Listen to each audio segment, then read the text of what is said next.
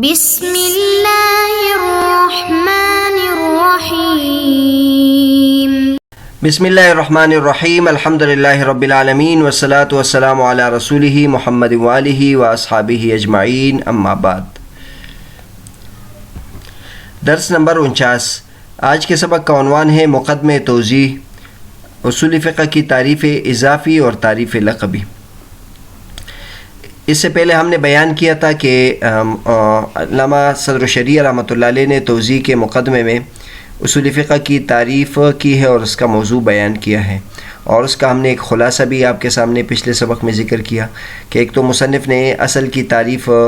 علیحدہ بھی کی ہے اور اسی طرح فقہ کی تعریف علیحدہ بھی کی ہے، اور ایک چونکہ یہ تعریف لقبی بھی ہے، اس کی تعریف لقبی بھی ہے تو اس کی تعریف لقبی بھی بیان کی ہے، العلم بالقواعد التي يتوصل بها الیہ علی وجہ التحقیق، اور اسی طرح علم اصول فقہ کا موضوع بھی بیان کیا ہے الادلہ والاحکام۔ تو اس خلاصے کے بعد ہم اصل جو بحث ہے اس کے اندر جاتے ہیں، اور سب سے پہلے علامہ صدر شریعہ رحمۃ اللہ علیہ آج کے سبق میں یہ بیان کریں گے کہ اصول فقہ کی دو تعریفیں ہم کر سکتے ہیں، ایک تعریف اضافی اور ایک تعریف لقبی ہم کر سکتے ہیں۔ تو علامہ صدر شریعہ رحمۃ اللہ فرماتے اصول الفقہ ای ھذا اصول الفقہ او اصول الفقہ ما هي فنعرفها اولا باعتبار الاضافة وثانيا باعتبار انه لقب لعلم مخصوص، اما تعریفها باعتبار الاضافة فيحتاج الى تعریف المضاف والمضاف الیہ، فقال الاصل ما يبتني علیہ غیرہ۔ اصول الفقہ، سب سے پہلے علامہ صدر شریعہ رحمۃ اللہ علیہ نے اصول الفقہ کا لفظ استعمال کیا ہے، اور پھر اس کی ترکیب بھی بیان کی ہے کہ یا تو یہ اصول الفقہ خبر ہو، اس کے لیے مبتدا محذوف نکالے ھذا اصول الفقہ، اور یا اس کو سوالیہ جملہ بنائے اصول الفقہ ما ہی، اور پھر آگے ہم اس کی تعریف کریں گے کہ الاصل ما یبتنی علیہ غیرہ، یہ اس کا جواب ہو جائے گا۔ علامہ صدر شریعہ رحمۃ اللہ فرماتے ہیں کہ ہم اصول فقہ کی فنعرفها اولا باعتبار الاضافت، ہم سب سے پہلے اس کی تعریف کریں گے باعتبار اضافت کے، اور دوسری مرتبہ اس کی تعریف کریں گے کہ یہ ایک مخصوص علم کا لقب ہے۔ جہاں تک اضافت کے اعتبار سے اس کی تعریف ہے تو اس میں دو چیزوں کی تعریف کی ہمیں ضرورت پڑے گی، ایک مضاف کی اور ایک مضاف الیہ کی، اسی وجہ سے مصنف نے کہا الاصل ما یبتنی علیہ غیرہ۔ اس کے بعد اس مقام کی تشریح جو علامہ تفتزانی رحمۃ اللہ نے بیان کی وہ ہم ذکر کرتے ہیں۔ قولہ اصول الفقہ الکتاب مرتب علی مقدمۃ وقسمین لأن المذکور فیہ ما مقاصد الفن اولا، الثانی المقدمۃ، والأول إما أن يكون البحث فيه عن الأدلة وهو القسم الأول أو عن الأحكام وهو القسم الثاني، إذ لا يبحث في هذا الفن عن غيرهما، والقسم الأول مبني على 4 أركان الكتاب والسنة والإجماع والقياس، وهو مذيل ببابي الترجيح والاجتهاد، والثاني على 3 أبواب في الحكم والمحكوم به والمحكوم عليه، وستعرف بيان الانحصار، والمقدمة مسوقة لتعريف العلم وتحقيق موضوعه، لأن من حق الطالب للقصة المضبوطة بجهة واحدة أن يعرفها بتلك الجهة ليأمن من فوات المقصود والاشتغال بغيره، وكل علم هو قصة مضبوطة بتعريفه الذي به يتميز عند الطالب وموضوعه الذي به يمتاز في نفسه عن سائر العلوم، فحين تشوقت نفس السامع إلى التعريف ليتميز العلم عنده قال المصنف هذا الذي أذكره أصول الفقه إغناء للسامع عن السؤال، وقال عن لسانه أصول الفقه ما هي، ثم أخذ في تعريفه۔ علامہ تفتزانی رحمۃ اللہ فرماتے ہیں کہ یہ جو کتاب ہے مرتب ہے ایک مقدمے پر اور 2 قسموں پر، اور وجہ حسر یہ ہے کہ اس میں جو چیز مذکور ہوگی یا تو فن کے مقاصد میں سے ہوں گے اور یا فن کے مقاصد میں سے نہیں، اگر وہ فن کے مقاصد میں سے نہیں ہے تو یہ دوسری چیز جو ہے وہ مقدمہ ہے، اور پہلی چیز جو فن کے مقاصد میں سے ہے تو یا اس میں بحث ادلہ سے ہوگی اور اس کو یہ قسم اول ہے، اور یا احکام سے بحث ہوگی اور یہ قسم ثانی ہے، کیونکہ اس فن میں ان دونوں کے علاوہ کسی اور چیز سے بحث نہیں ہوتی ہے۔ اور پہلے جو قسم ہے یہ مبنی ہے 4 ارکان پر، کتاب اللہ، سنت، اجماع اور قیاس پر، اور اس کے بعد 2 باب ذکر کیے گئے ہیں، ایک ترجیح والی باب اور ایک اجتہاد والا باب۔ وثانی علی ثلاثت ابواب، اور جو دوسری قسم ہے یہ 3 ابواب پر منقسم ہے، حکم کے بارے میں اور محکوم بہی کے بارے میں اور محکوم علیہ کے بارے میں، اور آپ ان کا وجہ انحصار جان لیں گے۔ جہاں تک مقدمے کا ذکر ہے تو مقدمے کو ذکر کیا گیا ہے علم کی تعریف کے لیے اور اس کے موضوع کی تحقیق کے لیے، کیونکہ طالب علم کی یہ ذمہ داری ہے، وہ طالب علم جو بہت زیادہ چیزوں کو حاصل کرتا ہے اور وہ بہت ساری چیزیں ایک جہت کے ساتھ بند ہو، تو اس کے لیے ذمہ داری یہ ہے یعرفہا بتلک الجہت، کہ اسی جہت سے اس کو پہچانے تاکہ مقصود کے فوت ہونے سے یہ امن میں ہو اور غیر کے ساتھ یہ مشغول بھی نہ ہو۔ اور ہر وہ علم جو کثیر ہو اور اس کے مسائل کثیر ہو اور وہ جو ضبط میں لائی جائے گی تو اپنی تعریف کے ذریعے سے یہ طالب علم کے سامنے تمام چیزوں سے یہ ممتاز ہوگی، اور اپنے موضوع کے ذریعے سے یہ فی نفسہ ہی تمام علوم سے ممتاز ہوگی۔ بس جب سامع کے دل میں شوق پیدا ہو گیا اس کی تعریف کی طرف تاکہ یہ علم اس کے سامنے ممتاز ہو جائے، اس مصنف نے کہا ھذا الذی اذکرہ اصول الفقہ، یہ چیز جو میں ذکر کروں گا یہ اصول فقہ ہے۔ اور اس میں مصنف نے سامع کو سوال کرنے سے مستغنی کر دیا، یعنی خود ہی جواب دے دیا اور خود ہی اپنی زبان سے کہا اصول الفقہ ما ہی، اور پھر اس کی تعریف کی۔ اس عبارت میں ہم اگر دیکھ لیں تو علامہ تفتزانی رحمۃ اللہ علیہ نے ایک تو پوری کتاب کا خلاصہ بیان کر دیا کہ پوری توضیح جو کتاب ہے یہ ایک مقدمے پر مرتب ہے اور اس میں 2، اور پھر اس کا وجہ حضر بھی ذکر کر دیا، کیونکہ اس کتاب میں 2 قسم کی چیزیں ہوگی، ایک تو فن کے مقاصد سے متعلق ہوگی اور ایک فن کے مقاصد سے نہیں ہوگی۔ جو فن کے مقاصد سے متعلق نہیں وہ مقدمہ ہے، کیونکہ اس میں علم کی تعریف ہے اور علم کا موضوع ہے، علم اصول فقہ کا موضوع ہے۔ اور جو فن کے مقاصد ہے وہ پھر 2 قسم پر ہے، یا تو اس میں ادلہ سے بحث ہوگی تو یہ پہلی قسم ہے، اور یا احکام سے بحث ہوگی اور تو یہ دوسری قسم ہے۔ تو اس کتاب میں ہم سب سے پہلے ادلہ کے بارے میں بحث کریں گے، عام، خاص، مؤول، مشترک، اور اسی طرح حقیقت، مجاز، صریح، کنایہ، جو اس کے احوال ہے، ادلہ کے جو احوال ہے اس سے بحث ہوگی۔ اور دوسری قسم میں پھر حکم، احکام سے متعلق مباحث سے بحث ہوگی کہ احکام یا تو حکم کے بارے میں یا محکوم بہی کے بارے میں یا محکوم علیہ کے بارے میں۔ مثلا حکم کے بارے میں یہ بحث ہوتی کہ واجب ہے، حرام ہے، مستحب ہے، محکوم بہی جس چیز کا حکم کیا جا رہا ہے اس کے بارے میں، اور محکوم علیہ جس کے بارے میں حکم لگایا جا رہا ہے وہ بالغ ہے یا وہ مکلف ہے یا مکلف نہیں ہے، وہ مجنون ہے، وہ عاقل ہے یا عاقل نہیں ہے۔ تو یہ 2 خلاصہ ہو گئے، یعنی مقدمہ اور 2 قسمیں۔ مقدمے میں کتاب کی تعریف اور موضوع، اصول فن کی تعریف اور موضوع، اور کتاب کی جو 2 قسمیں ہیں اس میں ایک میں ادلہ سے بحث ہوگی، اس کے احوال سے بحث ہوگی، اور ایک میں حکم اور اس کے احوال سے بحث ہوگی، کیونکہ اس فن میں ان دونوں کے علاوہ کسی اور چیز سے بحث نہیں ہو سکتی۔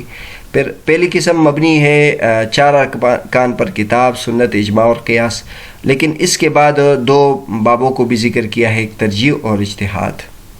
اس کے انشاءاللہ آگے آ جائے گا کہ ان ابواب کو انہوں نے کیوں ذکر کر دیا ہے۔ اور دوسری جو قسم ہے اس میں 3 ابواب ہوں گے، حکم کے بارے میں، محکوم بہی کے بارے میں، محکوم علیہ کے بارے میں۔ پھر ان کا وجہ حسر بھی علامہ تفتزانی رحمۃ اللہ ذکر کریں گے کہ صرف ان 3 چیزوں سے کیوں بحث کی جاتی ہے۔ مقدمے میں کیا ذکر کیا جاتا ہے تو مقدمے کی وجہ بیان کرتے ہیں کہ مقدمہ مصنف نے کیوں ذکر کر دیا، تو اس کی وجہ یہ ہے کہ اس میں علم کی تعریف اور اس کے موضوع سے متعلق تحقیق کریں گے، اور اس کی وجہ بیان کرتے ہیں کہ مصنف نے یہ چیزیں کیوں ذکر کر دی۔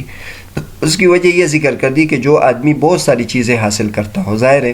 ہر فن میں بہت سارے مسائل اکٹھے کیے جاتے ہیں، مثلا فقہ کی کتاب ہے اس میں عملی مسائل، طہارت سے لے کر میراث تک کے مسائل ذکر کیے جاتے ہیں، اس طرح اصول فقہ میں بہت سارے مسائل ذکر کیے جاتے ہیں، اصول حدیث میں بہت سارے مسائل ہیں، اصول تفسیر میں بہت زیادہ مسائل ہیں۔ تو اگر جو چیز آدمی حاصل کرے اور اس میں مسائل بہت زیادہ ہوں اور اس کی جہت بھی ایک ہو، جیسے مثلا فقہ میں جو ہم مسائل ذکر کرتے ہیں اس کا عمل سے تعلق ہوتا ہے، اصول فقہ میں جو مسائل ذکر کیے جاتے ہیں اس میں فقہی مسائل کے دلیلوں سے متعلق مسائل ہوتے ہیں، اسی طرح علم طب میں ہم مسائل ذکر کیے جاتے ہیں اس میں بدن کے صحت اور مرض سے تعلق ہوتا ہے۔ تو کثیر مسائل جس کی ایک جہت سے تعلق ہو تو اس کے لیے پھر طالب علم کے ذمے یہ ضروری ہوتا ہے کہ اسی جہت سے ان کو پہچان لے، ہر مسئلے میں اس جہت کو ملحوظ رکھے،